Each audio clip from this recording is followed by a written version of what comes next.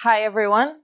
I think he introduced the talk really nicely, but I'll introduce it again. So we're doing automated incident response today, and this is a lab that's going to be a little bit theoretical, but also have a practical element to it. So we have some tables over here, but people are going to have their laptops on their laps. I mean, it's called a laptop, not for nothing. But if you prefer a table, please move over there. But we're going to split the room in teams as well. So, but yeah, all of that later. Anyway, so we are, Valentine and Harjeet. We're from the GitLab incident response team, and we're going to start the talk now. So in this workshop, you will learn about the GitLab security incident response team, who we are, what we do, automation opportunities in incident response. Sorry, spoilers. So we're going to talk about everything that you can automate in incident response, and not only just the response part, but there are so many things associated with incident response and so many tasks of an incident response team. So we're going to talk a little bit about that. Then we're going to talk about integrating multiple platforms using Tines. Does anyone know or has heard of Tines before? Yes, they are, it's a store platform. You can build so many things with it, so many automation, and it's really cool. And we use it at GitLab, and we love it. And then we're going to create your own automations, something that will make your life easier. But first, we want to gauge a little bit who's the audience. Who are you? So who is in security, working in security in this audience? Great. Who is not working in security? No, everybody's working in security. That's good. Who is technical, like working in a technical position? Okay. You will be the team captains. Who is here because they thought, oh, incident response sounds cool? Everyone should raise their hands right now. Incident response team. Anyone from an incident response team here? Oh, cool. So who are the others? Shout. No? Okay. Okay. So if you're from blue team, raise hands. Okay, one. Yeah, blue team. Red team? Something in between? Purple? Green? Or yellow teams? That's compliance? No? All right. Well, we got a little bit of an idea who the audience is. I hope we can entertain you enough that you stay here for 2 hours with us. So the workshop breakdown, we're going to have 30 minutes of theory. It's not going to be super difficult theory, so bear with us. Then we're going to have a 10-minute break, which is going to be kind of like mixed with setting up things. Then the first lab is only going to be 30 minutes, and we're going to build something together. And then you're going to build something on your own for the next 40 minutes. And then we have some closing notes, Q&A, whatever you want. You can always, during the labs, you can of course always take breaks, grab water. It's important to stay hydrated, really hot outside. Yeah. So let's go. First challenge for you. You need to create a couple of accounts because we have 3 platforms that you're going to be interacting with, Tines, GitLab, and Slack. There's a QR code here that will get you to a Google Doc. If you don't like QR codes, there's also a link. If you don't like this link, just trust us that it's not a phishing domain. If you go there, if you go there, there's like a little guide on how to create your accounts. You will need laptops. So that's, for those who don't have laptops with them, we'll pair you up with someone with a laptop so you can still take part in this workshop. I can see some. Yeah. So if you just add your email address to that box and append a comma to it, that makes it easier for our parser. Then those accounts will get created automatically. You'll get access to Tines, GitLab, our GitLab instance for this workshop, not the real GitLab, and Slack, which is also a Slack instance that we made for this workshop. So go ahead, do that. Don't worry, the QR code is staying in the slides. If you don't do that, you will not be able to create awesome automations, and that's very sad. Okay. Only one so far. Do you want us to let it here for a bit, or save the link at least somewhere? then you'll be paired up with someone who does have a laptop. Okay, so moving on. The QR code remains on the slide, so if you haven't scanned the link yet, that's fine. So a little bit of theory. So the outline for the theory today is we're going to talk about who is GitLab Cert, what do we do? We're going to talk about a day at an incident response team like ourselves, talking about the fact that it's not just incident response, it's processes, administration, and all these kinds of things, fun things associated with high severity incidents. We're going to talk about automation opportunities in incident response, and we're going to walk through a demo. Harjeet is going to do the demo. Who are we? So I am VM for the friends. My background is offensive security first, then I got into blue teaming later. I love coding, threat hunting, mountains are my passion, and Dungeons and Dragons too. And I love automation, automating things because that makes my life easier. And I'll let Harjeet introduce himself. Hey everyone, my name is Harjeet. I'm staff security engineer at GitLab Cert. So my hobbies are basically automating stuff. I love building tools for the incident response teams, and I love traveling. So yeah, that's about me. Thank you. Oh, I'm also in the security incident response team, by the way, of GitLab. I forgot to mention that. So who is us? Where does the GitLab security incident response team fall under? So you have GitLab, then you have the security department, then we have security operations, and we have the security incident response team. Those are our actual logos in GitLab, so that's why they're here too. So it's pretty standard, you have the security department, and somewhere there's a blue team or a red team, and we fall under the blue team. So what does a day at our team looks like? So you got the team of horses. We do a lot of things. We're a global team for one. So the team is split in 3 regions, APAC, EMEA, and Americas. So we're a global team and ensuring global continuity of services, incident response. So what do? Well, we investigate incidents, and those incidents get reported by team members, or we handle security alerts that come from our SIEM. Our current SIEM is Devo. Does anyone know Devo? Cool SIEM. Alerts sometimes escalate to incidents as well. We collaborate on GitLab. We use the GitLab platform for everything, for incidents, for handling communication, handling documentation is all on GitLab. We collaborate on GitLab. We communicate through Slack. So our daily jobs consist of switching between GitLab and Slack, basically. We automate through Tines, excellent automation platform. And we do that all over the world. We have team members in Australia, we have team members in Europe, we have team members in the Americas team. So it's important to ensure 24/7 service. And with that comes a lot of administrative work, documentation, and struggling with time zones. Because programming is easy, time zones are hard. So when you think about IR automation, most of the time what comes up first is thinking about how to make investigations easier. So how do I analyze faster? We're talking about filtering logs, gathering IOCs, creating automation to enrich whatever alerts we get, and mundane tasks like if you get a leaked API token, you're going to create automation that automatically revokes it. So we think about automation in investigations. But as I mentioned before, there are other places where you can use automation in incident response. And the first one being detection engineering. And why would you want to do that? And those are the following requirements when we were faced with, okay, we need to automate certain things with detection engineering because this is a task that takes a long time and it needs to uphold to certain quality standards.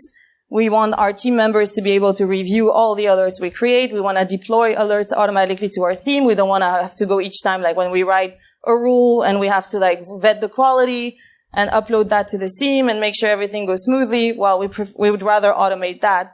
We also want to generate metrics. This is something that, for our team is very crucial to have the metrics that can justify why we want more people. For example, an incident response team is always understaffed. That is a rule in the security industry.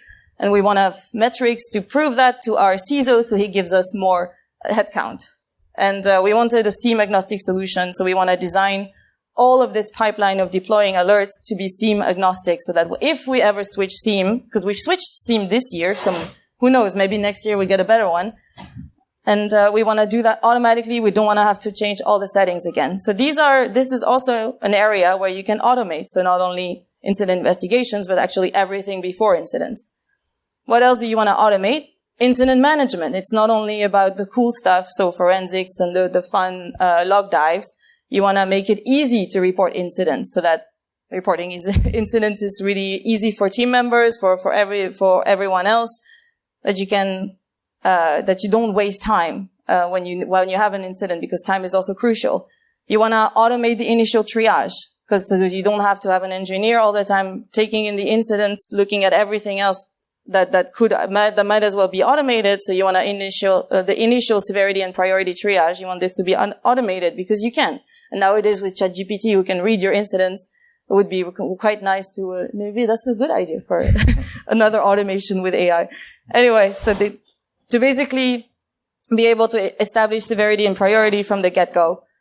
You want to automate documentation as much as possible to keep it up to date. For our team, it's important to use GitLab as a single source of truth. You want one single source of truth for your incidents. You don't want all the information to be in different places. You want handovers, because we were talking about a global team. So incident handovers are also important to do well and also to do on time. So this is something you can also automate. You want high quality and consistent reviews, and you want metrics about your incidents, again, to justify headcount or justify tools that we need to buy, or just have insights in what sorts of incidents we get and everything. So these are all the opportunities of automation for incident management. And then, since I talk about metrics all the time, we want to automate metrics generation. So insights on most noisy alert, least noisy alert. Identifying trends is also important. So when you have trends, you know what to focus on. So if you notice that your highest number of incidents is vulnerabilities in your code or something like that, well, maybe you need to start getting better developers. I don't know, something like that. Or you make your review process a little better. Reducing alert fatigue. Another point about incident response teams, next to the one of it's always understaffed, is our engineers are always tired of too many alerts. So reducing alert fatigue is also a place where why you would need metrics in order to see what are your alerts that are the most false positive alerts, for example. Maybe you can tune that. Insights on most or least common incidents. You want to make it easy for team members to provide feedback on alerts. And that also helps reducing alert fatigue in the long run, because if people can say, oh, I'm really tired of getting this alert, and if your whole team is saying that, well, then you can start acting on that feedback.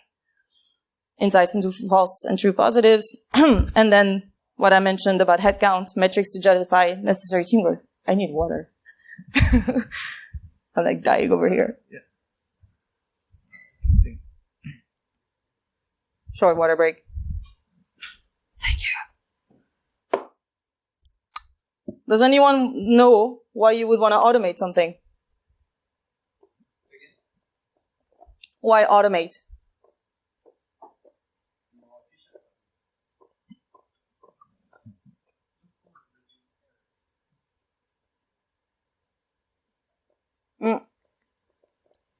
Efficiency is one of GitLab's values. So you get the plus points, 10 points for Gryffindor.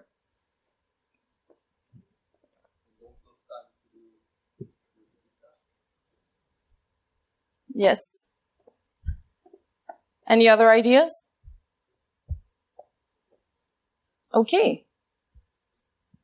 These were my points. There are probably a lot more, but we want to make it easy in terms of, want to make it easy for everybody to do a certain task. And automation assists with that. We want to standardize. So, for example, when handling alerts, if your entire pipeline is automated, you're establishing a certain standards for alert handling, which makes it easy again for everybody to have the same kind of like formats and outputs. Saving time, efficiency. We definitely don't want to spend hours revoking leaked API keys, so one might as well automate all that. Do not forget. So if you have automation that reminds you of, hey, you need to do this task, or hey, you need to add this thing to this repo or whatever, automation helps you with that. Reminders, which we'll also use at GitLab. And to scale better. If you're having automation that, again, deploys all your alerts, which is what we have, well, you can, no matter how many alerts you have, you can scale, and you don't need every time to spend, the time you spend deploying an alert will be constant if it's done automatically. And so, with that reason, with that in mind, with all I mentioned about opportunities for automation, we automated. So, at home, we have automation for alert creation, for alert deployment, for tuning, for everything related to incident management, reporting, handling, handovers, doing reviews, and we generate metrics through automation as well. So we're going to do a little walkthrough to show you an example of how all these tools work together. I'm just checking real quick. If you didn't log in, or if you didn't create your accounts, this QR code will take you to a page where you can create your account still if you're new in this room. If you didn't get the intro at the beginning, but we're going to spend some time later to make sure everybody has their accounts. Typical scenario. So we're going to walk you through a day, at our team and show you how these tools kind of all work together. So just a little memo first. We're going to look at the token incident, let's say. So GitLab API token dangerous because they allow you to do everything on the GitLab platform, especially if they have like API scope. Since all our operations are in GitLab, it is really important for us to make sure that these tokens are safe. And we've done a lot of efforts over the years to ensure that leaks happen way less, or that if there's a leak, this is immediately resolved. So in this case, we want to monitor API token creation just to make sure that the token that was created is legit, because that's something that hackers can do if they get into our GitLab instance. They create tokens for themselves, and then they can do everything on the platform.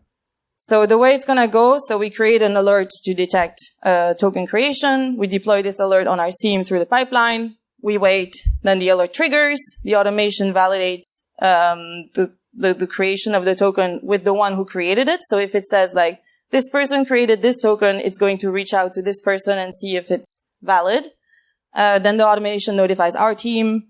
We close the alert, give feedback, and we do a handover. So Harjeet is now going to take over. Yeah. Thanks, VM. So this is our GitLab instance. So as you know, GitLab is open source, so we have the private instance. So I'm going to show you how we deploy the rules. So as you can see, so we have this particular repo. So we do the detection as code thing. So as a cert engineer, you can basically create the detection here. So you do your own research, and after that you can create a detection in this repo. So for example, we have this rule. I'm going to edit it.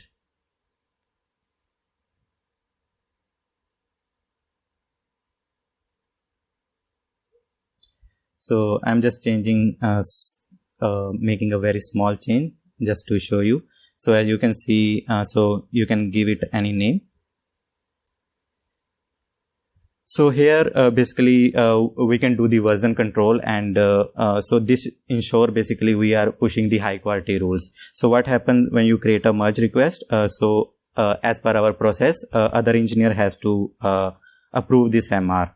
So a merge request will be created. You can assign it to yourself. You can assign the reviewers to the other cert engineer, and after you create the merge request, it will generate a notification. So we have another automation in Slack that notifies cert engineer a new MR has been raised, and someone can take a look at it. So the moment you create a merge request, a pipeline will be automatically triggered.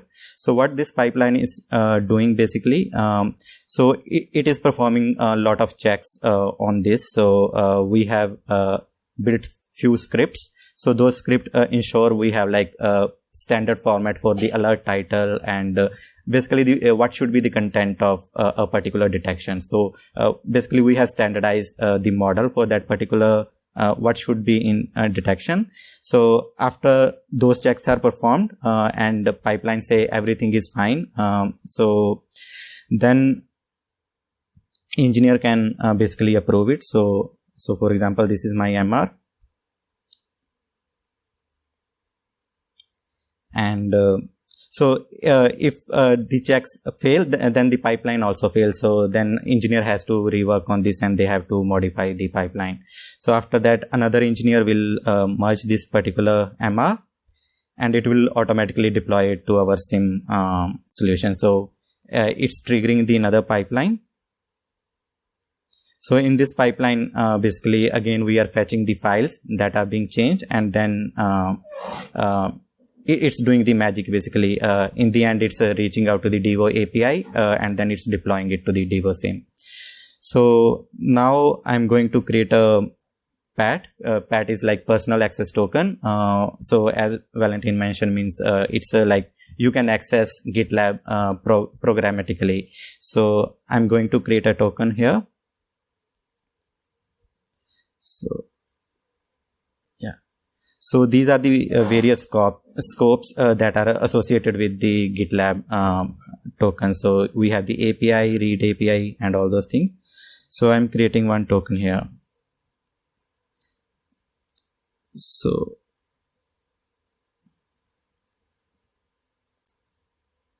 this is automatically it got deployed here, the rules that we created. So now, since I have, so this detection is basically when someone create a PAT, we should get the alert. So ideally, now I should get a notification from the automation and that I have created the token. So yeah.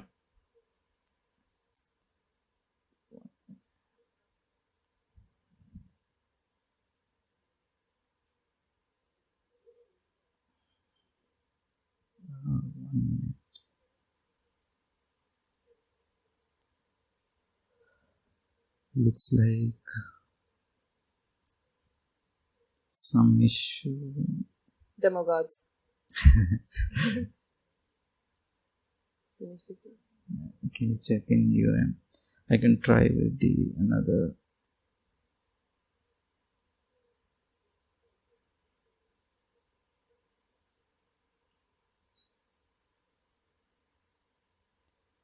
So yeah, meanwhile, we are fixing it. I can show you. So we are calling it user attestation module. So the basic idea is we don't want to work on every alert by the CERT engineers. So there are some alerts that can be automated. So the idea is a bot, a Slack bot will be reaching out to the user, and user can basically interact with the alert, and they can say if it is like true positive or like this is the benign activity, and based on that we can trigger various things. So this is what basically the automation is doing. The Devo SIEM is sending the alert to this particular webhook. Then we are extracting the username, and then we are extracting the email address, and based on that it's reaching out to the user whosoever has created the token.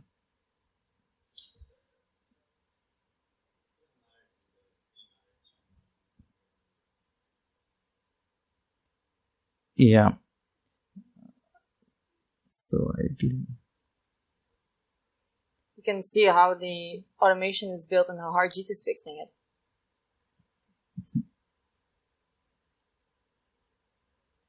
We just tested this before the workshop and it worked. So this is really a demo gods thing. I didn't find a user. That's what this was doing. Yeah.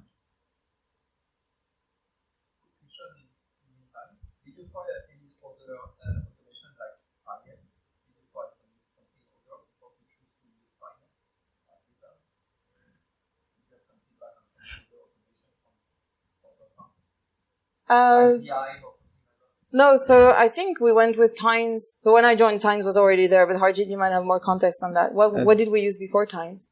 No, this was our first automation tool. So yeah, we are using it for 2.5 years. Yeah.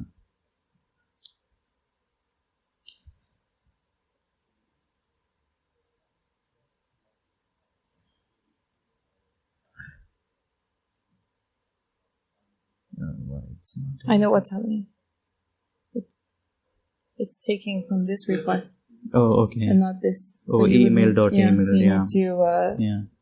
But you can also separate it. Just separate this one.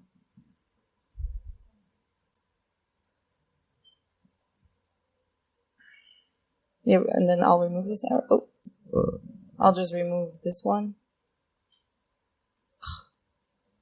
So you can see it's really like you can see my name on there as well. So it has like this kind of like collaboration thing. So yeah, re-emit the event. Yeah, I can create the new token.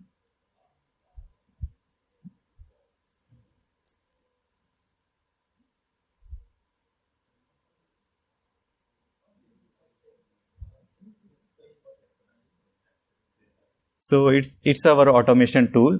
So it's similar to the Palo Alto have their own source solution. So basically, it's a solution to automate things. So you can create the stories. So these stories are basically, so it's a no code solution. So you don't need to code much. So using the visual metrics, you can create these stories and then do this stuff. Sorry. Yeah. Well, and there's a free subscription, and I think you only get like two stories. So they call it a story, your automation playground. So yeah.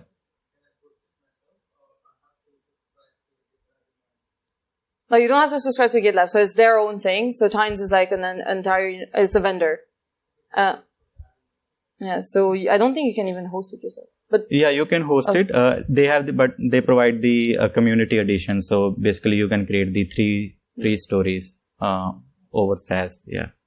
So yeah. So now as we fix the automation, so the triage bot is basically reaching out to the user who created the personal access token. So then user can respond to this particular prompt. So they have like 2 options. This was me, or I don't recognize it. So based on whatever they click, the different interaction will kick off. So in this case, I'm clicking on I don't recognize this. I can explain this was me by creating the another token, but yeah. So let's say the user clicked on this button. So it will notify the CERT team, and we will get the alert in this channel, basically saying means this user is not aware of the activity. So like this, user say they are not aware of the activity for this particular alert. So since we have this alert in our detection channel, so now as a CERT engineer, I can start working on this particular alert. So we also have the option to delegate this alert. For example, you are the on-call engineer and you are handling a particular incident, and you don't have the bandwidth to handle this particular alert. So you can delegate it to your team member. So for example, I can assign it to Valentine. It will notify Valentine. You can work on this particular alert. By basically, it can mention the user who you want, the CERT engineer who want to work on this particular thing. So then they can start the normal alert triage process. So for example, I'm clicking on the hack alert. So since this is the demo environment, so we don't have the context, but the idea behind this this message is basically we are looking for the historical alerts similar to this one. So for example, if the PAT creation event has happened in the past, so we have a database. So we are maintaining a database. It will look up into that particular database and it will see basically if this alert has been triggered in the past and what are the commands associated with that particular alert. So the main idea is we want to give the engineer as much as context within the Slack itself, so they don't waste much of the time. So after that, based on the alert, maybe I can reach out to the user, means why they think this is they don't identify this particular activity.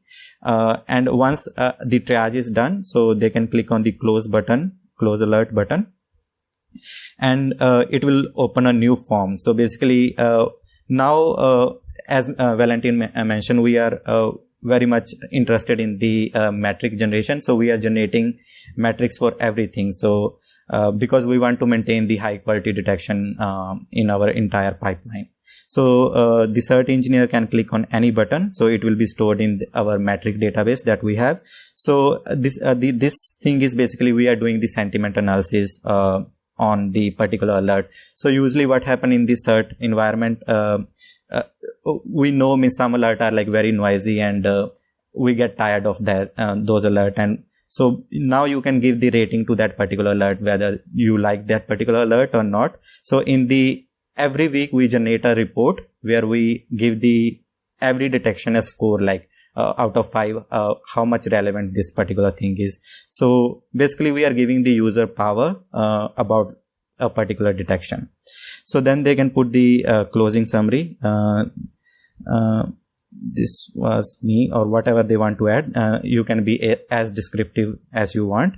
And we have also another option, like if you notice means something is missing in this particular detection, and as an engineer you want more detail, you can click on report a bug. So it will open a issue on GitLab, and then someone can work on that. And if it is like true positive event, you can click on convert to incident. So it will automatically create a incident in our GitLab. As Valentine mentioned, we are managing everything using GitLab. So I clicked on that button, and yeah.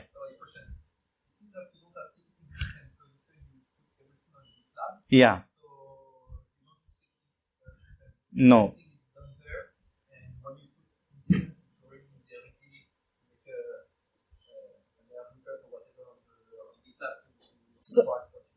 So GitLab also supports incidents. We're going to show that in a bit, but that's essentially it. So now that bot has created this incident. So GitLab has a issue type of incident. So basically you can maintain everything what you can do in the ticketing system. So we have the timeline feature. You can define the severity here, S2, S3. Then you can integrate it with the PagerDuty, and you can do label and everything. So this is our format for handling the incident, and it will also show you the alert. That was the main cause of this. And then basically you can put any comment, and you can keep on adding it to the timeline. So for example, I can click here, it will add it to the timeline. And the summary template that you see here, that's not a GitLab default. That's our template we use in-house. If you can show the template again. It's just in a way like kind of like automating documentation as well. It's taking as much things that it could take automatically and putting them in the summary already, and then the rest is just the investigator just has to fill in the correct sections, and then it's So, but that's our template. Yeah. So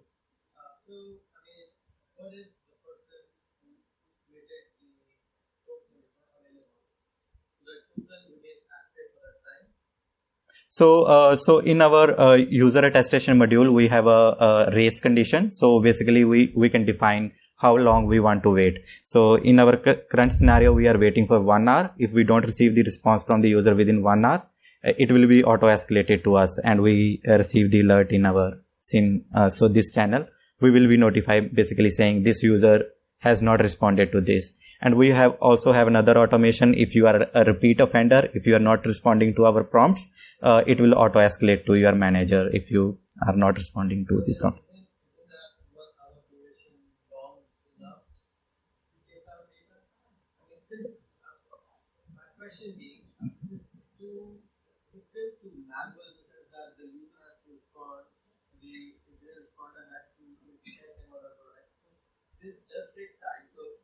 How is this, how would it help in the sense that you are continuously monitoring the threats and reacting them as soon as you see them? Yeah, that's a good question, and we have the lab based on this where you will be creating the automation to automatically revoke it.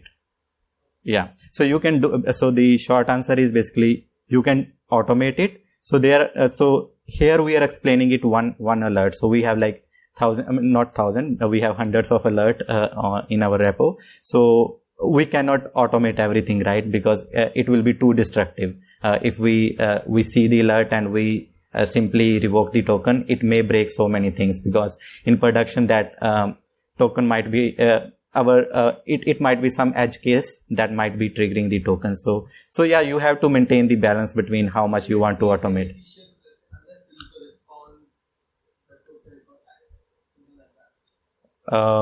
So it depends on what type of detection you are creating. In this case, GitLab doesn't have this functionality where you can deactivate the token and reactivate it, you need to create the new token. So yeah.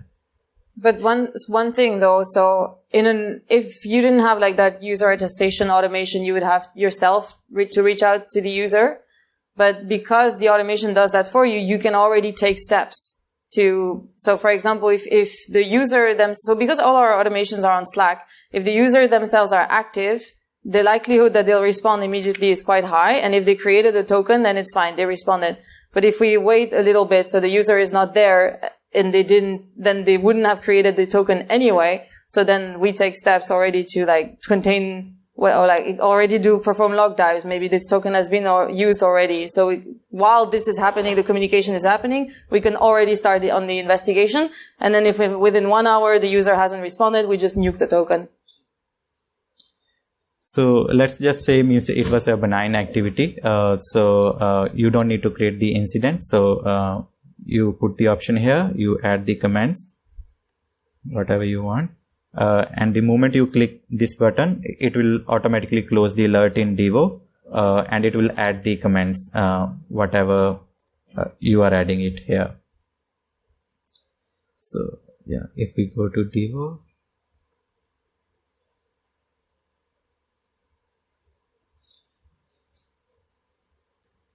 so it has closed the this particular alert, and it has added the comments as well. So it also mentioned means who worked on this alert. So as I mentioned earlier, we are using this data. We are storing these comments into a metric database where we are enriching the future alerts about means what were like previous cases for that particular alert. So yeah, any questions on this?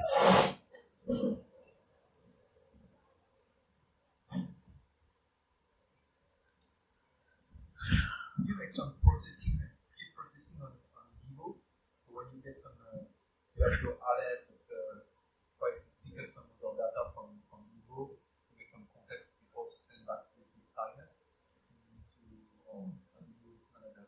Yeah. You prefer to just get a simple alert from Devo from your SIEM and then make all the contextual things on timers, or did you put your So most of the processing we are doing in Tines. So we are enriching the IP address like about whatever IP information we have. And then I told you about the metric DB. So we are fetching some data. So to answer your question, we are mainly doing it in Tines. So Tine is fetching the information from Devo, from metric DB, from the threat intel services we have. It's making an object and then it's pulling it to the Slack. So, yeah.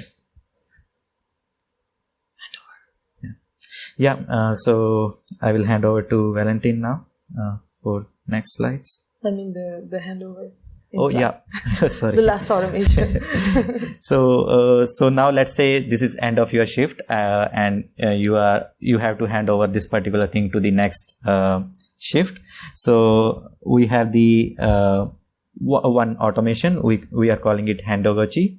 So handogochi will basically reach out to you. So here you can basically mention means what are the alerts that need your attention. So you can mention it. For S1 we do the warm handovers, but for S2 and other things we do async communication. So whatever you want to put it here.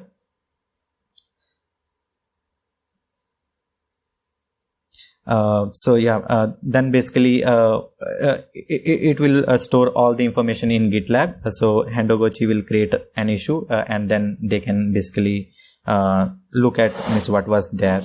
And we are also posting it in the Slack channel so that the upcoming on-call engineer can get the context. So it's mentioning means and this was handed over by me and these are the items that I need to work on so that we can maintain the continuity. So yeah.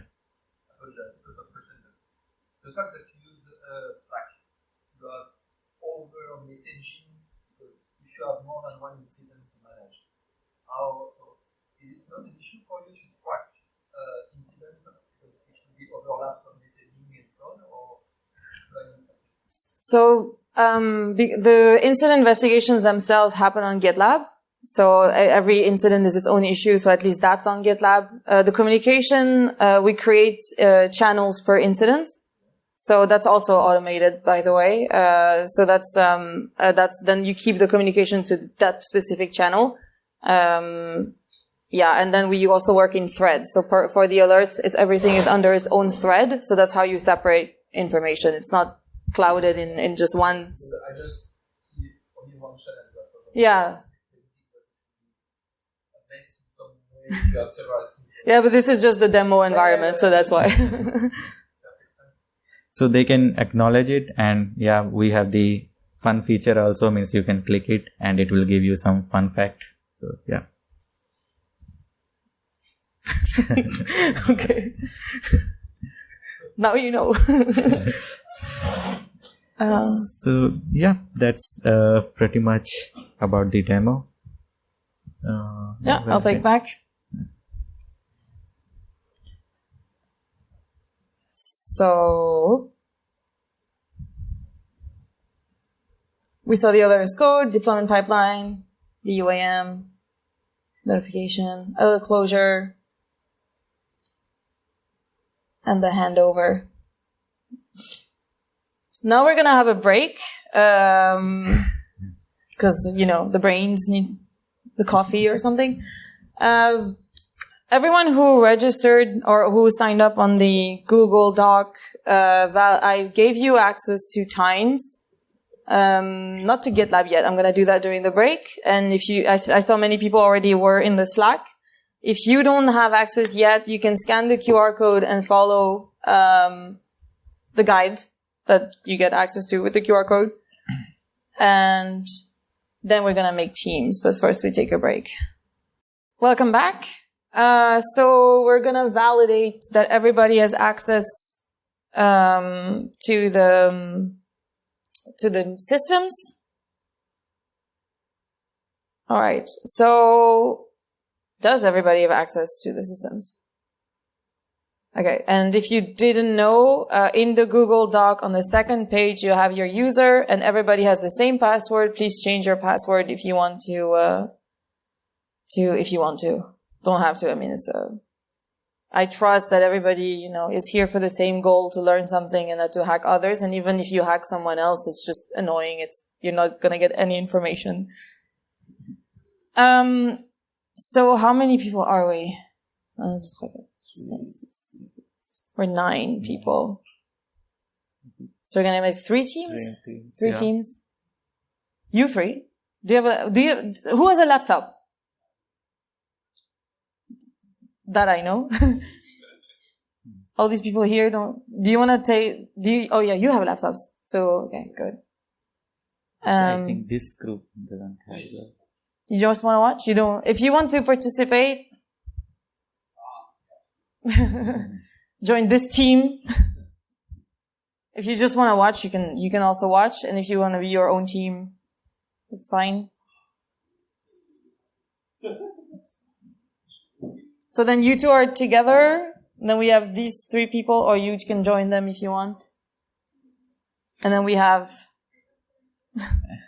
You can join them, maybe?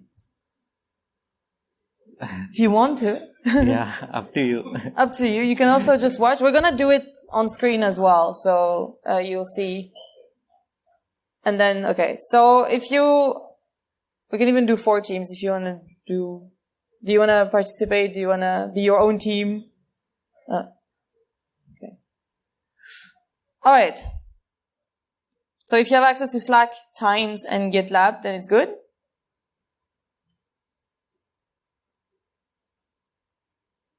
Yeah. So we got this team. It doesn't really matter because it's not that many people, fortunately. So what we're going to do now is called the Tokenheimer. We're going to build automation that is going to do automatic token revocation. That's the logo of the automation. So what you need to do for the next story is open the Tokenheimer story in Tine. So if you go to your team's Black Lab IR, there is a story called Tokenheimer. And it almost does everything you need. So you just need to edit one thing. And then what you need to do is also open the Lab 1 story, so next to it. and you copy paste. So you do Control A, Control C. Actually, I might as well just demo it here. Yeah. Do you have Tines open somewhere? Yeah. Oh yeah. So, Tines in light mode. That is unacceptable. All right. So we just open the Tokenheimer, open, and we go to lab 1. You can command slide like this, Control C, and then go here, Control V. And then you just rename this one to your team name. So like team something. And then it will ask you if you want to rename the actions. You say yes. So just do that.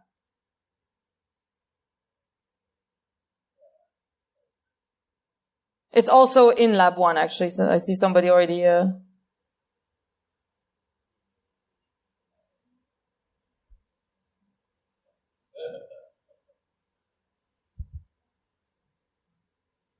Once you have your team, let me know. And then we can also get you a / command for Slack.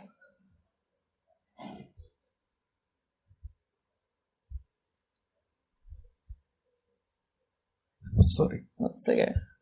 So the main idea here is we will be creating a Slack / command where you will be providing a token ID or token.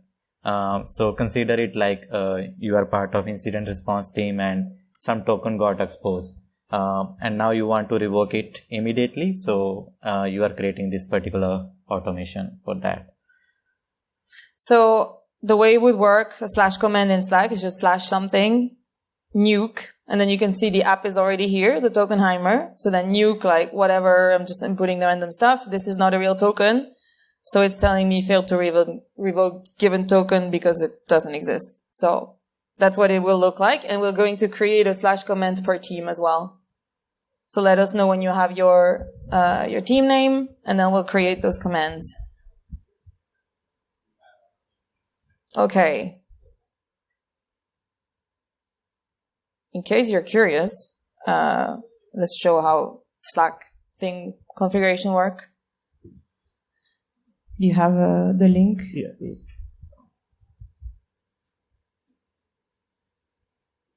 That's the API. Oh, cool.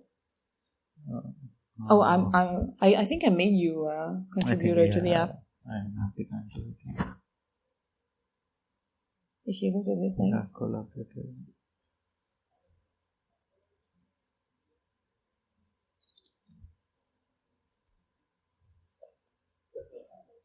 I thought I made you I made you collaborate over Handogachi. Not this one. Yeah. Okay. So I'll just do it on screen. It's a lot of things, but fortunately they have a menu called / commands to make it easy. So we got this team.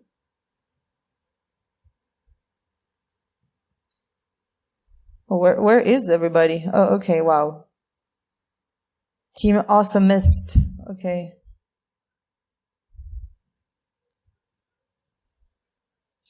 So it's going to be nuke Awesomist. And it needs to go to a webhook. Unfortunately, this is the webhook. So I'm just going to copy that. Put it here. Oop. Whatever.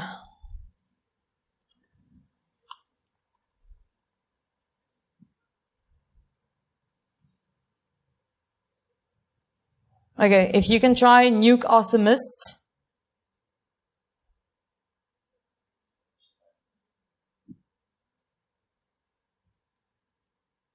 Oh, we've got 2 team Awesomist. Or is somebody somebody's renaming.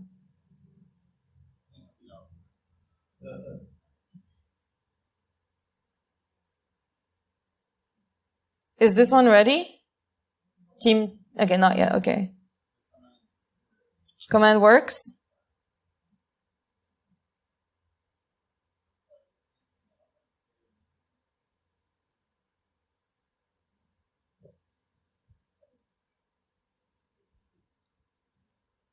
Yeah, let's switch again because you work on my laptop or work on your laptop. Yeah.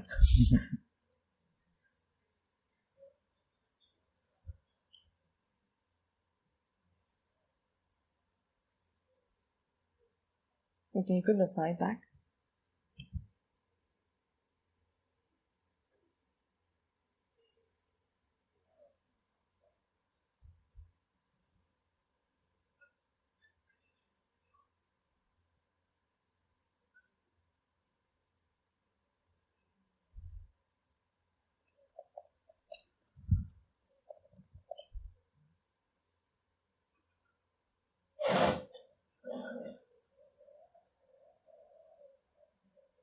Do you notice they have a if not now? Yeah.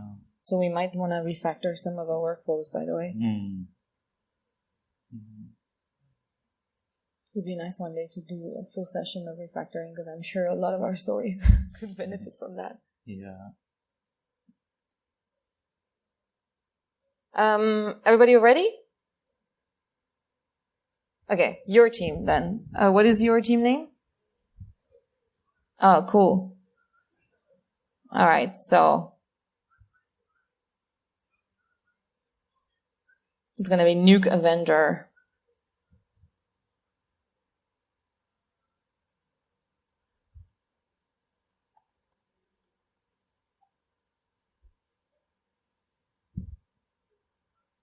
All right, if you test it.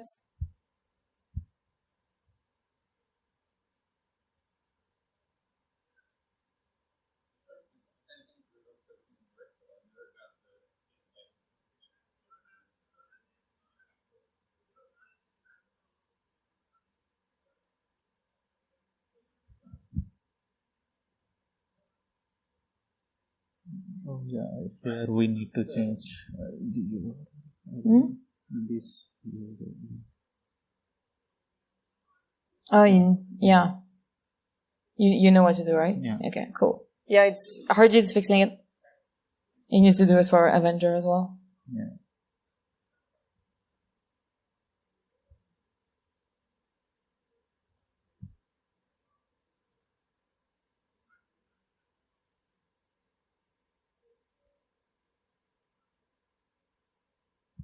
The exercise itself is quite easy.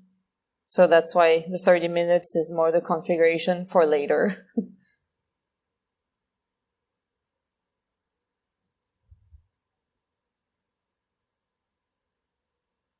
we're both again on each other's laptops.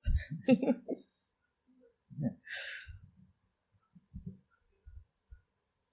So team, are you good? Are you ready or? Okay. Yeah, I can help if you need. Yeah. So I think that's it. You have already created command. Yeah, it's fine. Now just Valentine need to create the // command. So then you should be able to use it. So this is your story, right? Okay. So yeah, as of now, nothing you need to do. Valentine. Yeah, I heard you're on mic, so. Oh. It's a secret communication here.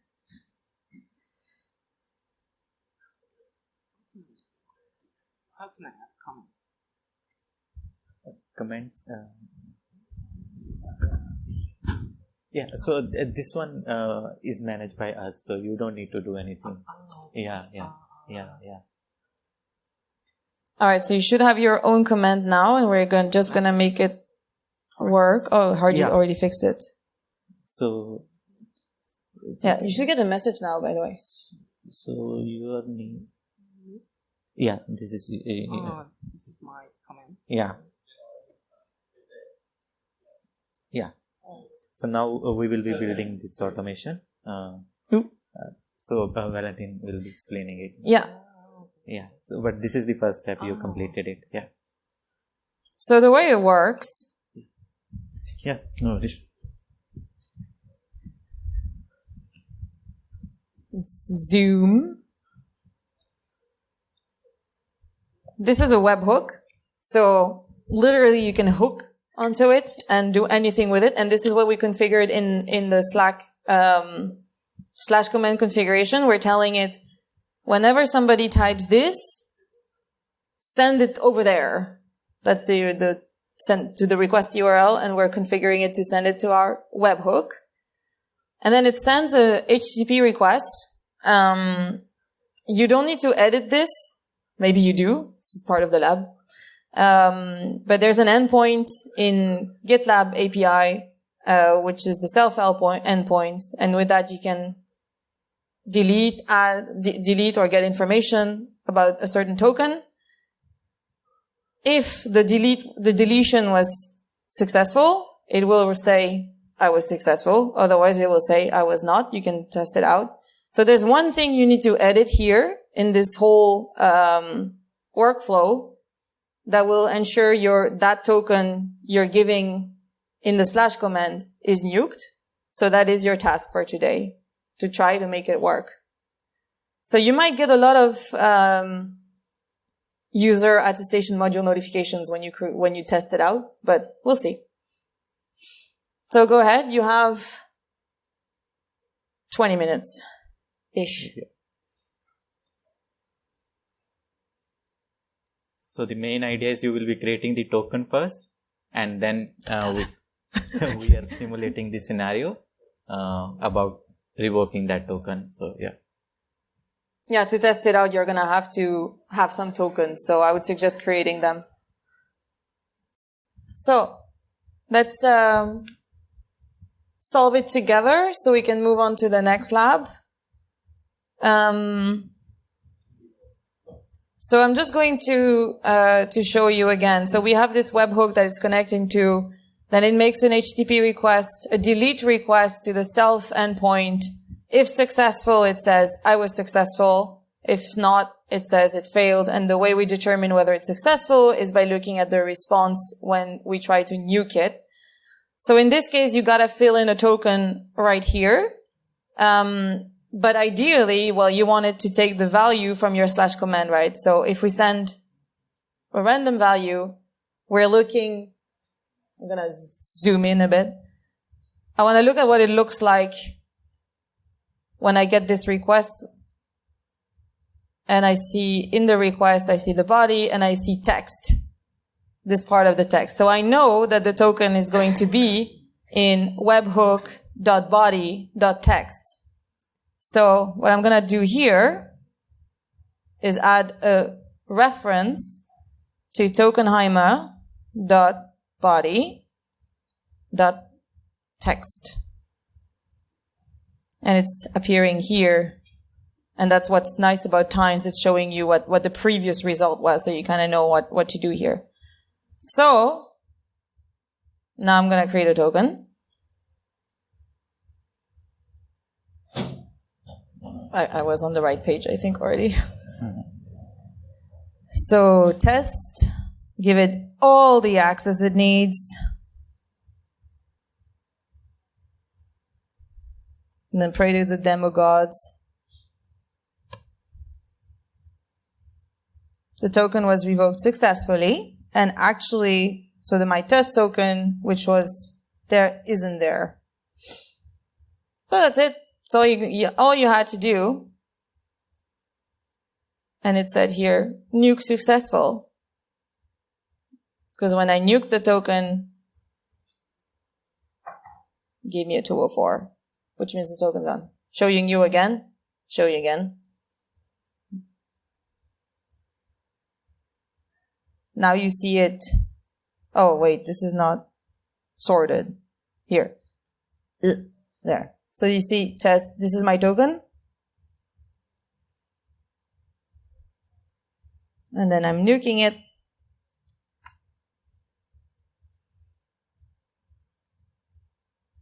Refresh. Token gone.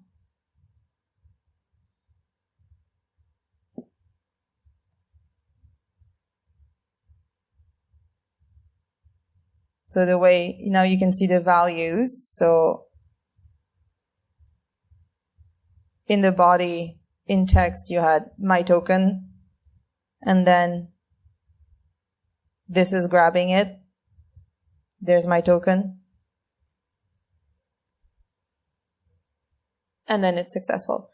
So if you, for the second lab, you're going to need the right solution. So if you can adjust your solution so that it's the right one, then we can move forward.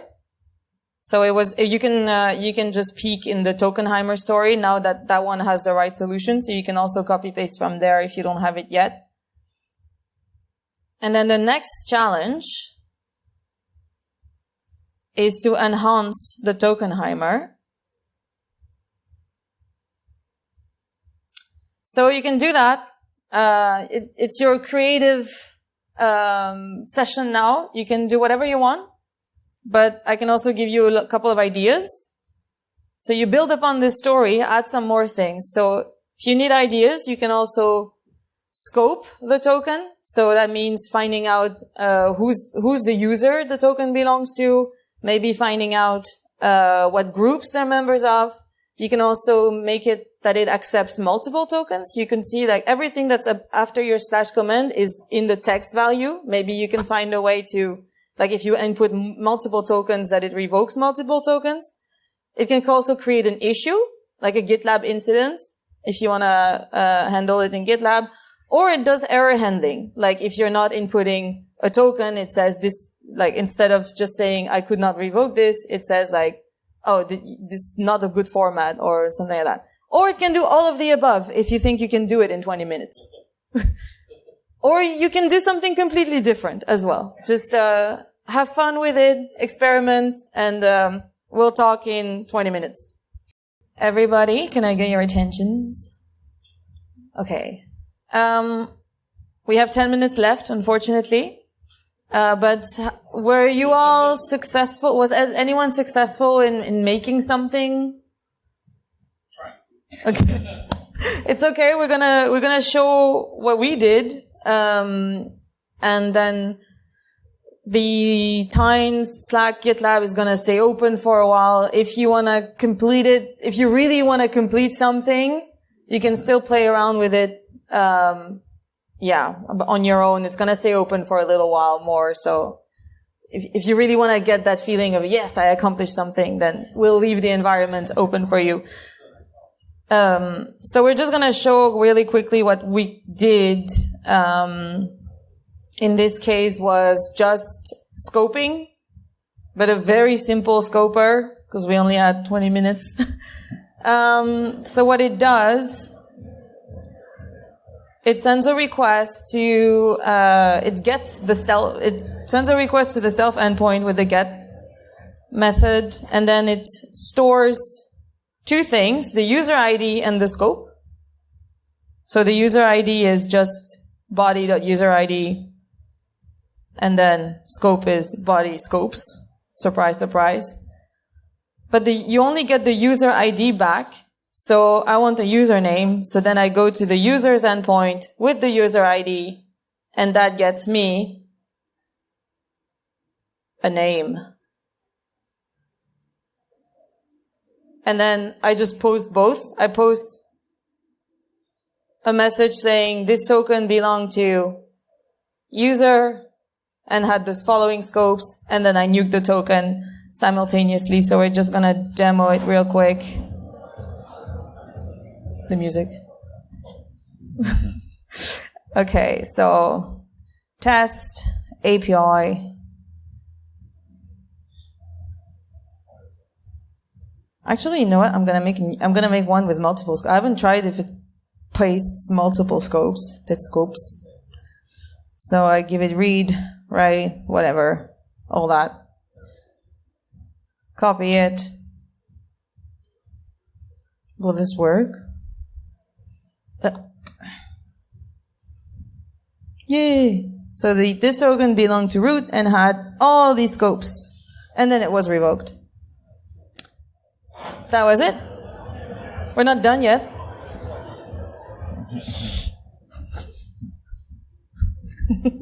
The noise distracting.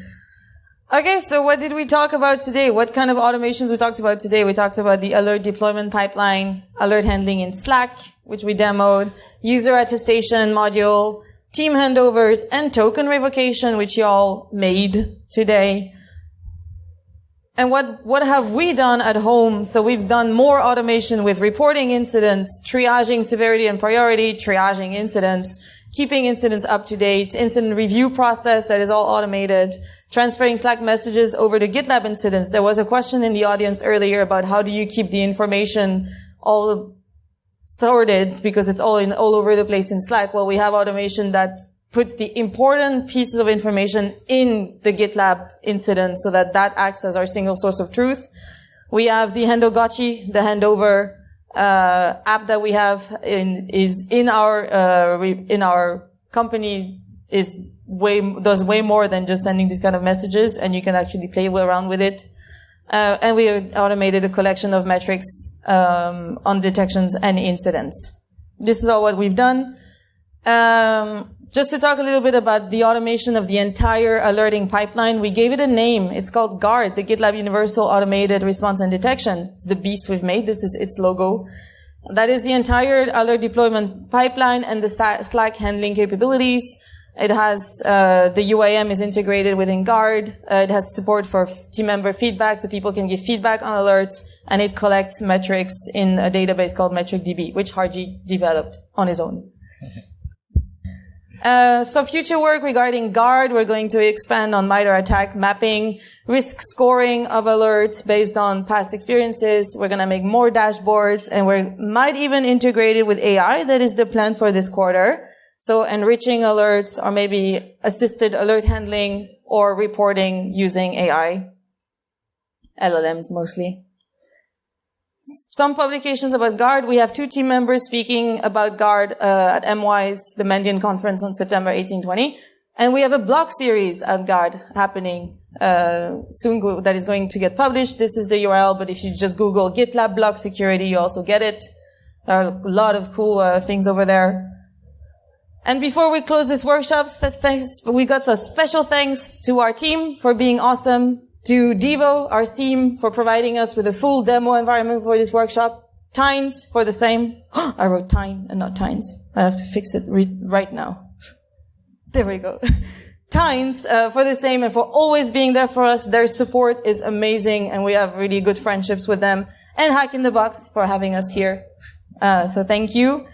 And as promised, we said that we would open source everything. So we have this open source repository. The URL is here because transparency is one of our core values at GitLab. We're going to open source everything we talked about today. Wait, before you take out your phones, here you go, the QR code. So thank you, and thank you all for attending, and I hope you learned something.